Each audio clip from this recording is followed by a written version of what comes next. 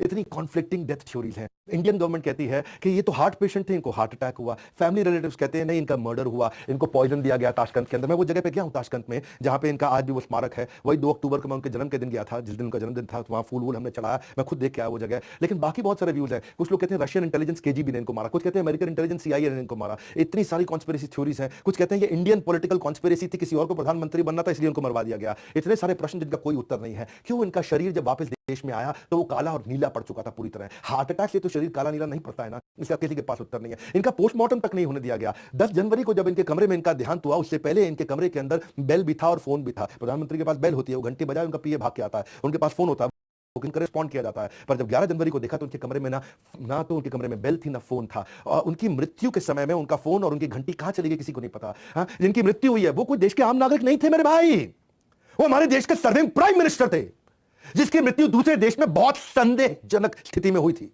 तो क्यों इंदिरा गांधी ने कहा कि कोई छानबीन की अब जरूरत नहीं है, जबकि देश की जनता और ऑपोजिशन नेता इसकी लगातार मांग कर रहे थे। वो फ्लास्क जो उनके कमरे में था जिससे वो दूध पिया करते थे, वो अचानक कहां गायब हो गया। पत्नी ललिता शास्त्री ने बताया वो मेरा फ्लास्क था, वो वापस नहीं आया उनके शरीर के साथ में। वो फ्लास्क जिसमें उन्होंने आखिरी बार दूध पिया, उसका फॉरेंसिक एग्जामिनेशन क्यों नहीं किया गया। आखिरी सांस लेते वक्त जब लोग उनके पास आए, शास्त्री जी बार बार फ्लास्क की तरफ इशारा कर रहे थे। जब लोग उनके पास फ्लास्क लेके आए, उनको लगा दूध या पानी पीना चाहते हैं, तो उन्होंने पीछे फेंक दिया फ्लास्क को।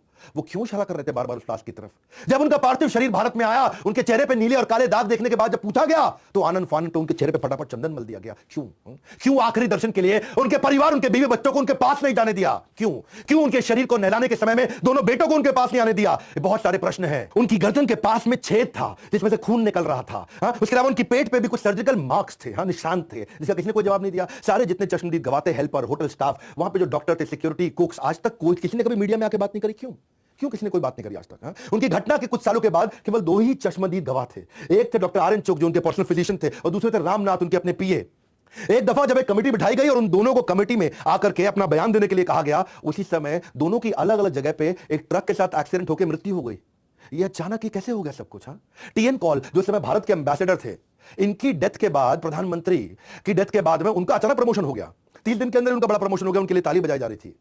यही वो व्यक्ति थे टीएन कॉल जो लगातार बोल रहे थे कि पॉइजन थ्योरी गलत है, इन्हें कोई पॉइजन नहीं दिया गया। कुलदीप नायर जो पीएम के मीडिया एडवाइजर थे, उनको 4-5 बार उन्होंने फोन करके धमकी दी कि पॉइजन थ्योरी को अखबार में आने नहीं देना है।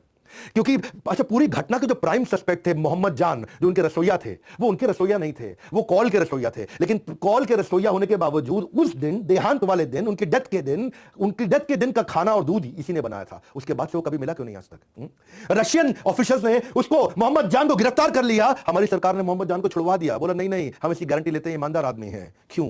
टीएन कॉल का वो पर्सनल शेफ था, और उसके बाद वो कहां गायब हो गया किसी को नहीं पता। क्यों? उनके देहांत के अगले दिन रशिया से उनको छुड़ाने के बाद आज तक वो कभी नहीं दिखाई पड़ा। क्यों? उस दिन शास्त्री जी के डिनर को वही लेकर के गया था, और उसके बाद से अचानक कभी पता नहीं चला उसके बारे में। क्यों जब शास्त्री जी का पार्थिव शरीर प्लेन से भारत आया, सबके सब लोग रो रहे थे और टीएन कॉल और इंदिरा गांधी हंस रहे थे, मुस्कुरा रहे थे। ऐसा क्यों? बहुत सारे ऐसे प्रश्न हैं जिनके ऊपर मेरी इच्छा है कि मैं पूरा वीडियो बनाऊं, वो आपको कमेंट बॉक्स में बनाना